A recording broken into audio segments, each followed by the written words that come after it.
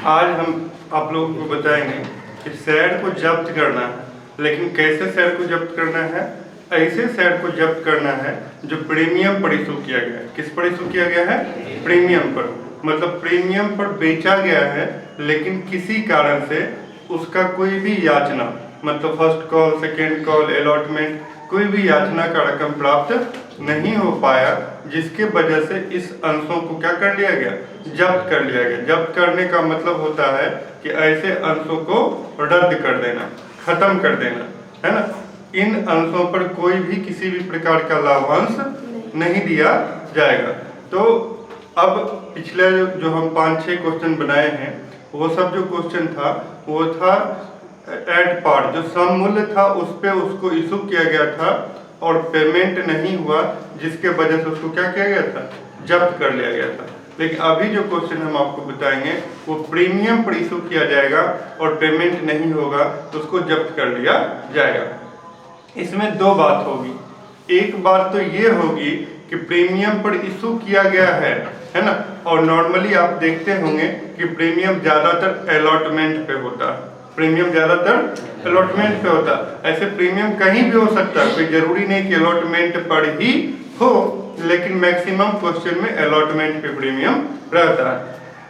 तो इसमें दो केस हो सकता है। एक केस तो ये हो सकता है कि प्रीमियम का पैसा दे दिया हो, मतलब अलॉटमेंट का पैसा दे दिया हो, उसके बाद फर्स्ट कॉल और सेकेंड कॉल नहीं दिया, जिसके वजह से उसके अंश को जब्त कर लिया गया। तो एक केस में हुआ कि वो प्रीमियम का पैसा दे चुका, और एक केस ये भी हो सकता है कि वो प्रीमियम का पैसा नहीं दिया हो।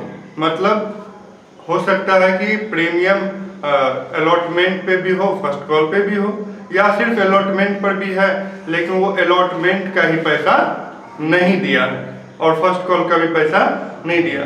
तो जब दो केस होगा, एक तो होगा कि वो प्रीमियम का पैसा पेड कर चुका है और एक होगा प्रीमियम का पैसा पेड नहीं किया है। तो आइए दोनों केस देखते हैं। सबसे पहले देखते हैं कि प्रीमियम का पैसा पेड कर चुका है।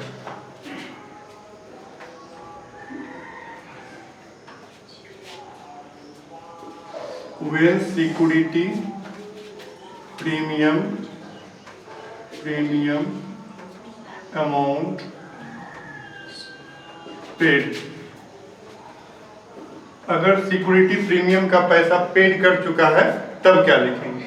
पेड कर चुका है तब पर भी हम जो एंट्री बनाएंगे उसमें क्या लिखेंगे? Share capital account debit. जब भी हम शेयर को जब्त करते हैं तो शेयर कैपिटल को क्या करते हैं? डेबिट करते हैं। Share capital account debit, share capital account debit. To में जो पैसा हमको मिल चुका है उसके लिए क्या लिखते हैं? फॉरफिटेड शेयर, नहीं क्या लिखते हैं? Forfeited share account. उसके बाद जो पैसा नहीं मिला उसका हम नाम लिखते हैं। जो भी पैसा हमको नहीं मिला उसका हम नाम लिखते हैं। तो मान लीजिए कि हमको फर्स्ट कॉल का पैसा नहीं मिला तो हम क्या लिखेंगे?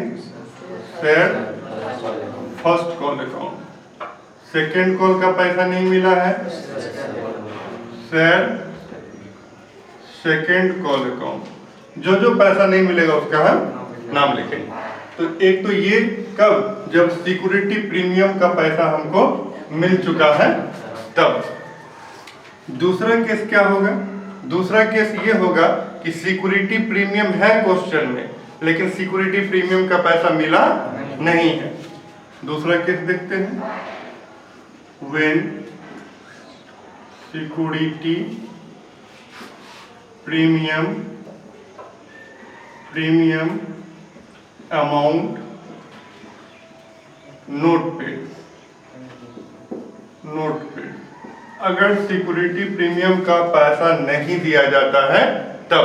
सिक्योरिटी प्रीमियम है क्वेश्चन में लेकिन उसका पैसा नहीं दिया जाता, तो नहीं दिया जाएगा तब क्या होगा?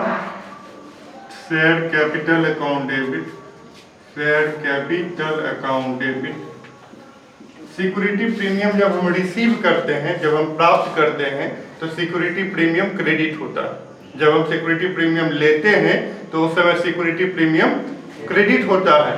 अभी हम उसको जब्त कर रहे हैं, रद्द कर रहे हैं, तो उल्टा लिखेंगे। क्या लिखेंगे? सिक्योरिटी प्रीमियम को डेबिट करेंगे। पहले शेयर कैपिटल को भी हम क्रेडिट लिखते थे, है ना, लेकिन अभी जब्त कर रहे हैं तो शेयर कैपिटल को क्या लिख रहे हैं? डेबिट लिख रहे हैं। तो हम यहाँ पे सिक्योरिटी प्रीमियम को भी डेबिट करेंगे, सिक्योरिटी प्रीमियम को भी डेबिट करेंगे। Share capital account debit, security premium account debit. उसके बाद जो पैसा मिल जाता है उसके लिए हम क्या लिखते हैं? Forfeited share. जो पैसा मिल जाता है उसके लिए लिखते हैं फॉरफिटेड शेयर, फॉरफिटेड शेयर। जो पैसा नहीं मिलता उसका हम नाम लिखते हैं। जो भी पैसा नहीं मिला, अलॉटमेंट नहीं मिला, फर्स्ट कॉल नहीं मिला, सेकंड कॉल नहीं मिला, जो भी नहीं मिला उसके लिए हम क्या लिखते हैं? नाम लिखते हैं। अलॉटमेंट का पैसा अगर नहीं मिला तो हम अलॉटमेंट लिखेंगे। फर्स्ट कॉल का पैसा नहीं मिलेगा तो हम क्या लिखेंगे? शेयर फर्स्ट कॉल लिखेंगे। यदि सेकंड कॉल का पैसा नहीं मिलेगा तो हम लिखेंगे शेयर सेकंड कॉल। जो पैसा नहीं मिलेगा उसका हम नाम लिखेंगे। तो ये दो केस हम बताए, जब प्रीमियम का पैसा मिल जाएगा तो, नहीं मिलेगा तो। मिलेगा तो उसमें प्रीमियम नहीं लिखना। जब प्रीमियम का पैसा मिल जाएगा तो उसमें प्रीमियम नहीं लिखना है। जब प्रीमियम का पैसा नहीं मिलेगा तब प्रीमियम लिखना।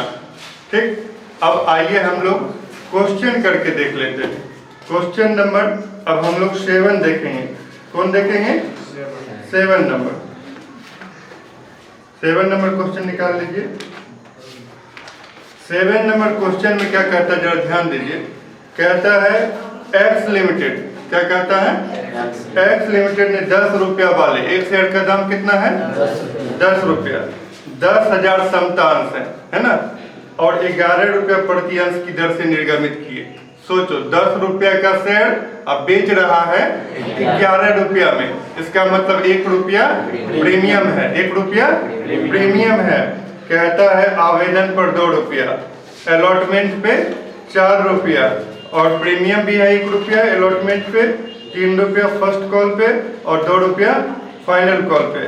कहता 100 शेयर का जो है धारक वो प्रथम और अंतिम याचना का भुगतान करने में असमर्थ है। कौन याचना? प्रथम और अंतिम। ना तो फर्स्ट कॉल दिया ना वो सेकंड कॉल दिया, लेकिन प्रीमियम का पैसा पेड कर चुका है। क्या हो चुका है? प्रीमियम का पैसा पेड कर चुका है। तो प्रीमियम का पैसा पेड कर चुका है तो ये वाला बात होगा। अब देखिए क्या कहता है, 100 शेयर है उसके पास, ना तो वो फर्स्ट कॉल का पैसा दिया है और ना वो सेकंड कॉल का। इसी में हम बना देते हैं क्वेश्चन नंबर 7। क्वेश्चन नंबर 7 कहता 100 शेयर है उसके पास, फर्स्ट कॉल का 3 रुपया नहीं दिया। फर्स्ट कॉल का कितना रुपया नहीं दिया? 3 रुपया। 100 शेयर है उसके पास और सेकेंड कॉल का कितना नहीं दिया? 2 रुपया नहीं दिया। क्वेश्चन में लिखा हुआ फर्स्ट कॉल का 3 रुपया और सेकेंड कॉल का 2 रुपया नहीं दिया, तो 3 और 2 कितना होता है? 5 रुपया नहीं दिया और 10 रुपया दाम था। एक चीज और ध्यान रखना है कि जब प्रीमियम का पैसा हम रिसीव कर चुके हैं तो उस समय हमको प्रीमियम नहीं लिखना है। जब हम रिसीव कर चुके हैं तो प्रीमियम नहीं लिखना है। ना तो उसका नाम लिखेंगे और ना ही उसका पैसा लिखेंगे, ना ही उसका नाम लिखेंगे ना ही उसका पैसा लिखेंगे। जैसे एग्जांपल के लिए समझिए, लिखा हुआ है एप्लीकेशन पर 2 रुपया और अलॉटमेंट पर 4 रुपया। ये दोनों तो मिल चुका है, तो 4 और 2 तो 6 रुपया होता है। तो फॉरफिटेड में हम 6 से गुना नहीं करेंगे। क्यों?